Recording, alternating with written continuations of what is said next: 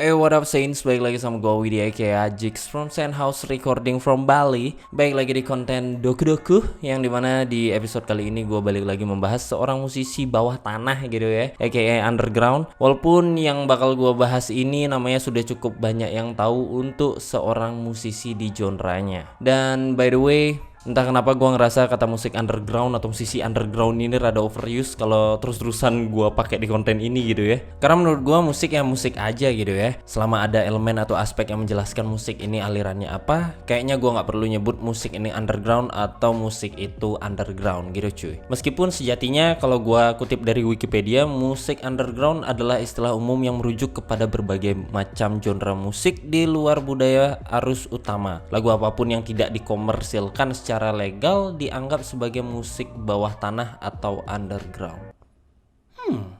So daripada pusing-pusing, mending gue bahas aja musisi satu ini yang berasal dari Kanada. Dan kalau di lagu terbarunya dia menjelaskan kalau dia lebih suka musiknya itu tentang naga, kutukan, apokalips, pedang, dan sihir. Gokil, rada aneh juga nih orang ya. So mari kita bahas Black Winter Wells. Madeline Winter atau Black Winter, Drain Puppet Wells atau kita lebih kenalnya Black Winter Wells. Dah banyak bet namanya ya. Dia ini adalah seorang artis dan produser yang tahun ini berumur 26 tahun dan berasal dari Hamilton, Ontario, Kanada. Kan ada, kenapa cari lagi? By the way, gue kira bakal sulit banget nyari informasi tentang Medi atau Wells ini, tapi ketika gue nyelam dikit, udah muncul beberapa artikel yang gue coba rangkum secara singkat aja. Mulai dari trigger utama Wells bernyanyi itu dari kepergian Lil Peep, karena Wells bilang kalau dia emang suka emo rap dan juga Lil Peep. Dengan referensi dari emo rap tadi dan rock, yang salah satunya dari band Nine Inch Nails, salah satu band industrial rock Amerika yang berasal dari Cleveland, menjadikan Wells yang sekarang kita tahu sebagai salah satu artis digikur yang menjanjikan, yang terangkat karena kultur genre ini juga. Kalau dari riset gue, Wells ini tampil lebih produktif di tahun 2020 atau masa-masa pandemi yang salah satunya bisa kita lihat dari Iris, yang menjadi salah satu musik Wells yang paling banyak didengarkan. Tentunya nggak lupa ini semua juga karena niatnya dia yang selalu mencoba untuk mencari suara-suara paling aneh yang bisa dia bayangkan, yang awalnya hanya melalui FL Studio versi jadul dan obsesinya terhadap sihir dan hal-hal dunia fantasi. Semua itu juga membuahkan hasil yang dimana dia bisa dianggap menjadi salah satu kolaborator paling oke dan terpercaya oleh musisi underground lainnya seperti 8485 dan Midwest. Ya bisa kita bilang dia ini collab queen atau ratu collab gitulah cuy.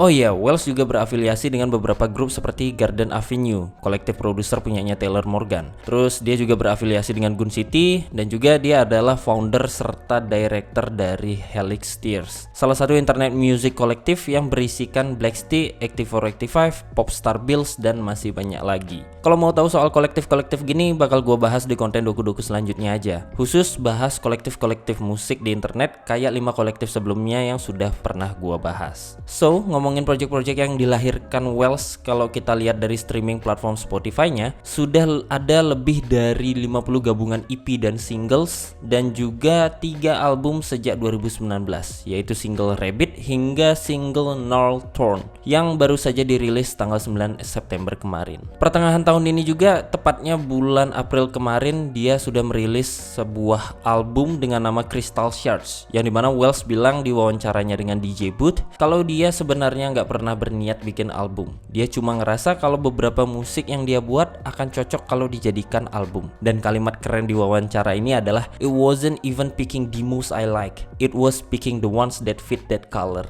Anjay, yang artinya ini bahkan bukan memilih lagu demo yang gua suka, tapi memilih salah satu yang cocok dengan warnanya. Karena dari wawancara ini juga, Wells bilang kalau musik-musiknya itu tentang perasaan dan warna. Gue gak menemukan sumber pasti sejak kapan dia mulai bermusik, tapi yang pasti adalah project-projectnya sudah banyak banget kalau dihitung dari musik-musiknya di SoundCloud, kolaborasinya, dan project-project rahasianya yang bahkan kita gak tahu. Tapi ada satu projectnya Wells yang dia bangun jauh lebih lama sebelum Black Winter Wells, yang menonjolkan sisi electronic musicnya dia, yaitu Drain Puppet. Project atau alias ini dihentikan oleh Wells di masa awal pandemi dan dinyatakan selesai. Salah satu musik Drain Puppet yang paling enak menurut gue pribadi adalah My Chakras Are Fast and Hype, musik dengan influence happy hardcore dan trance pop. This is how I feel on the inside. I miss when we were kids and we were riding bikes. The future Nah, cukup panjang dan dalam banget tiap artikel yang gue baca mengenai Wells. Sound yang unik, catchy, dan aneh selalu dia tumpahkan ke setiap project yang dia kerjakan. Dan beberapa kalau menurut gue, bikin kita kayak ada di dunia fantasi yang dia buat cuy. Seorang musisi cloud rap, digicore, atau apapun sebutannya yang hanya ingin melukiskan perasaannya. Dan juga dalam perjalanan menuju kesuksesannya ini, dia juga sudah banyak menjadi bayangan di balik kesuksesan karya musik dari musisi underground lainnya. Seperti ngeproduce Bad Idea-nya Osquin, Sick-nya Glaive, dan juga Skins-nya 8485. Tentunya itu cuma beberapa dari banyaknya project-project yang sudah dia lakukan, yang sudah dia produce, yang udah dia featuring gitu kan ya. Dan bahkan menurut gue pribadi pastinya ada beberapa musik-musik yang emang sengaja Wells ini nggak ingin namanya dicantumkan. So, gokil banget emang Madeline Winter atau Black Winter Wells ini ya. Sebelum gue tutup doku-doku tentang Wells ini, gue ingin mengutip kata-kata dari dia di interviewnya sama Underground Underdogs. Lu perlu artis besar yang mengajak seniman kecil, karena kalau lu nggak melakukan itu, pertumbuhannya akan berhenti dan skenanya akan mandek atau bahkan mati. Karena menurut Wells, di skena ini semua orang lebih peduli sama musiknya dibanding image atau brandingnya. Mungkin karena banyak dari mereka yang masih sangat muda cuy. So, segitu aja yang bisa gue rangkum secara singkat gitu ya mengenai musisi dengan fantasi yang liar, yang bahkan dia pernah diomelin sama partnernya dia sendiri yaitu 8485 karena setiap kerja bareng Wells ini selalu seperti berada di dunianya sendiri dan kayak dicuekin sama dia gitu cuy. Semoga pembahasan kali ini bisa bikin kalian lebih dekat dengan Black Winter Wells dan lebih mengenal sosoknya. Dan kali aja buat kalian yang baru tahu dia jadi penasaran buat dengerin musik-musiknya dia lebih dalam lagi. Dan kali-kali aja buat kalian yang sedang producing atau ingin cari referensi musik untuk project-project kalian bisa dengerin musik-musik dari Black Winter Wells ini cuy. Gokil banget menurut gue pembahasan kali ini karena gue nggak nyangka kalau Black Winter Wells itu adalah sosok yang cukup bijak menurut gue ya. Karena gue rasa memang sebuah skena atau apapun itu ketika yang udah gedenya itu nggak mau ngajak yang kecil-kecil lagi ya skenanya bakalan mati atau stagnan gitu cuy. Karena menurut gue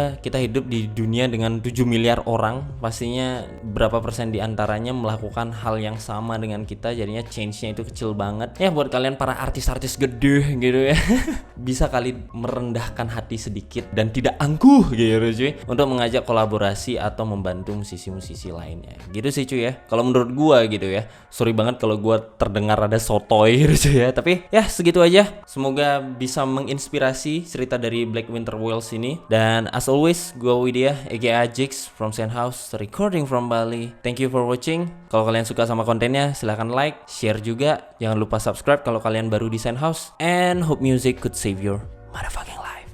Bye.